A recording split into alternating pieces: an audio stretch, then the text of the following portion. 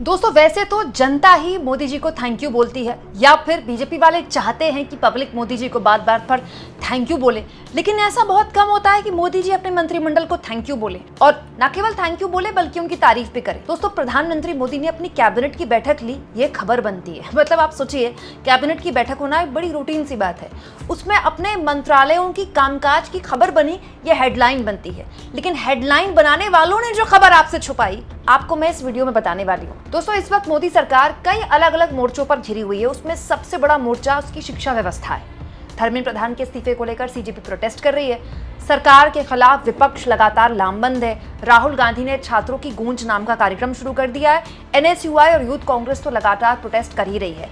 इस बीच री नीट का पेपर भी हो गया आखिरकार। मतलब छात्रों का जो ट्रॉमा हुआ है, पहले एक बार दिया, फिर पेपर लीक हो गया, कैंसिल हुआ पेपर, फिर दोबारा दिया, छात्रों को उससे जब गुजरना पड़ा, तो इसके लिए मोदी जी ने अपने तमाम मंत्रालयों को, अपने मंत्रियों को थैंक यू बोला है और उनकी तारीफ की है। दोस्तों इस तारीफ में मोदी जी ने जो बात बोली है ना, वो आपको पता होना चाहिए, क्योंकि इसके जरिए आपको पता चलेगा कि भारत की जो सरकार है और उसके जो मुखिया हैं वो देश के गंभीर मुद्दों पर क्या राय रखते हैं। आपको पता होना चाहिए आपके नेता किस तरह की बातें करते हैं जब साथ में बैठते हैं। तो सबसे बड़ी बात तो ये सारी खबरें जो निकल कर आती सूत्रों के हवाले से आती। मोदी जी ने अपने कैबिनेट के सहयोगियों के पार्टिसिपेशन की, उनके कोऑर्डिनेशन की तारीफ की, ये भी सूत्रों के हवाले से चलवानी पड़ रही। सारा पूरी की पूरी सरकार का हर खबर सूत्रों के हवाले से चल रही है। लेकिन अब जो खबर चल रही है वही आपको बताती हूँ। तो मोदी जी ने बड़ा संतोष व्यक्त किया कि दोबारा जो पेपर हुआ नीट का, बहुत ही अच्छे तरीके से हो गया। वैसे मोदी जी को रीनीट बोलना चाहिए था, ये नीट का पेपर नहीं हुआ। नीट का पेपर तो 1 महीने पहले हो गया था, वो तो लीक हुआ था ना, तब रीनीट होना पड़ा। दूसरा, मोदी जी ने अपने मंत्रालयों की तारीफ की, अपने मंत्रियों की तारीफ की और कहा कि सबको ऐसे ही मिलकर काम करना चाहिए तो किसी भी चुनौती का सामना हम कर सकते हैं। और पीएम ने कहा कि ऐसे मौकों पर आगे भी यही तरीका रहना चाहिए। ओ माय गॉड, जब मैंने ये लाइन पढ़ी मेरे तो होश उड़ गए, फाख्ता हो गए मेरे होश। मतलब पीएम क्या कहना चाह रहे हैं कि आगे भी पेपर लीक होंगे, फिर कैंसिल होंगे और उसके बाद दोबारा से पेपर होंगे और फिर ये सब कुछ दोबारा से हो सकता है, इसकी भी संभावना है। या मैं आपको याद दिला दूं, पिछले 48 घंटे में मोदी जी के शिक्षा मंत्री, मोदी जी के लाडले मंत्री, जिनका उनसे इस्तीफा नहीं लिया जा रहा है, वो तमाम न्यूज़ चैनल्स में घूम घूम के इंटरव्यूज़ दे रहे हैं। और इन इंटरव्यू में से एक में उनसे सवाल पूछा गया कि अगर दोबारा हो गया तो पेपर लीक। प्रधान ने कहा था कि ऐसे तो मर्डर को लेकर भी गंभीर चार्जेस लगाए जाते हैं, लेकिन देखिए मर्डर्स तो हो जाते हैं। मतलब प्रधान जी खुद स्वीकार कर रहे हैं कि पेपर दोबारा लीक हो सकता है, इसमें सरकार कोई जिम्मेदार नहीं है। और मोदी जी भी कह रहे हैं कि आगे भी इस तरह के कोई क्राइसिस आई तो ऐसे ही काम करने का तरीका होना चाहिए। दोस्तों ऐसा ही कुछ वाकया हुआ था कुछ दिन पहले, जब पेपर जिस दिन था 21 तारीख को, उस दिन खबर आई थी, सारी न्यूज़ चैनल्स ने खबर चला दी, ब्रेकिंग न्यूज़, कि मोदी जी एयरपोर्ट में टिके रहे, एयरपोर्ट से निकले नहीं। 1:15 पर एयरपोर्ट पे पहुंचे थे, निकले नहीं 2 बजे तक, ताकि स्टूडेंट्स को दिक्कत ना हो। 2 बजे पेपर शुरू हो जाए तो ही मोदी जी निकले। बताइए, मोदी जी को 40 मिनट बिठा दिया एयरपोर्ट में। 40 मिनट हमारे मोदी जी को एयरपोर्ट में इंतजार करना पड़ा। ये तकलीफ क्या कम थी? हालांकि उस वक्त भी लोगों ने कहा था कि मोदी जी खामखा बैठे थे एयरपोर्ट में, क्योंकि 1:30 बजे तो सेंटर ही बंद हो जाता है। 1:30 बजे के बाद छात्रों को अंदर एंट्री नहीं होती है। 2 बजे पेपर शुरू हो जाता है, आपको आधे घंटे पहले पहुंचना होता है। तो मोदी जी खामखा 2 बजे तक एयरपोर्ट में बैठे हुए थे, 15 मिनट बाद निकल सकते थे।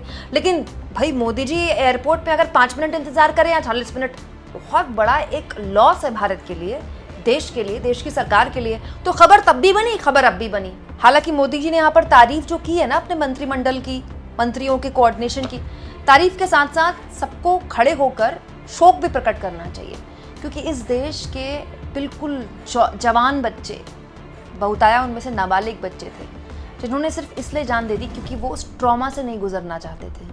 तो प्रधानमंत्री के जब 12 साल होते हैं सरकार में, तो उनके सहयोगी उनके लिए बेंच थपथपाते हैं, उनके लिए उनकी तारीफ़ों में गुण गाए जाते हैं और विकसित भारत अमृत काल टाइप की बातें बोली जाती हैं उनके लिए।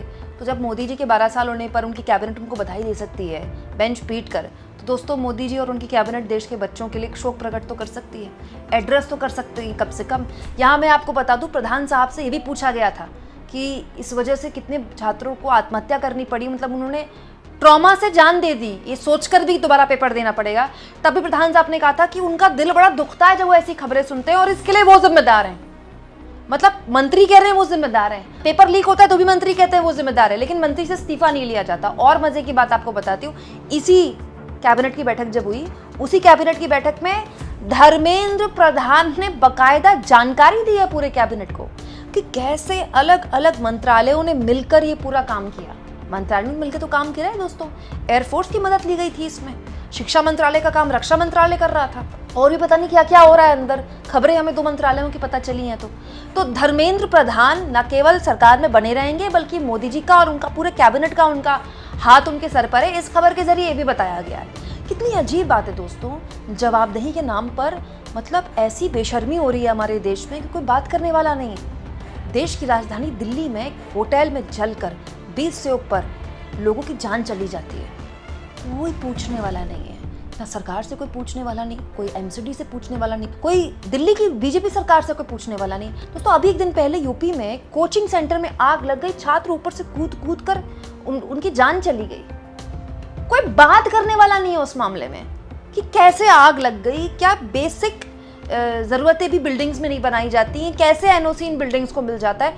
जवाबदेही नाम की कोई चीज़ नहीं है। और सबसे ज़्यादा बेशर्मी, इस पर खबर बन रही है।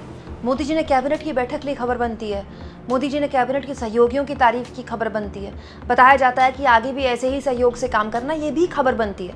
मतलब सरकार काम कर रही है, इस बात पर भी सरकार चाहती है कि उसके लिए थैंक यू बोला जाए। काम भी क्या कर रही है, अपनी गलतियां छुपा रही है। दोस्तों प्रधानमंत्री ने कहा है कि इस परीक्षा के आयोजन में होल ऑफ गवर्नमेंट अप्रोच साफ तौर पर दिखी है।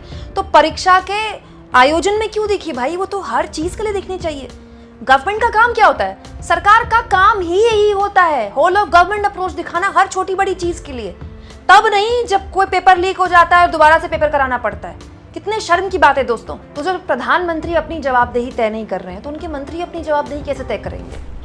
आपको क्या लगता है दोस्तों, जब इस तरह की खबरें सूत्रों के हवाले से चलाई जाती हैं और सरकार चाहती है कि इसके लिए भी उसके लिए जनता शुक्रगुजार रहे, थैंक यू बोले उनको कि वाह थैंक यू मोदी जी, आपके मंत्रालयों ने मिलकर काम कर दिया और दोबारा जो पेपर हुआ नीट का, थैंक गॉड वो लीक नहीं हुआ। मैं तो कहती हूँ वो सारे छात्र जिन्होंने दोबारा से पेपर दिया ना नीट का, उनको सबको एक बार पीएमओ को लेटर लिख देना चाहिए थैंक यू मोदी जी के नाम का। आपको क्या लगता है दोस्तों, कमेंट बॉक्स में जरूर लिखिए।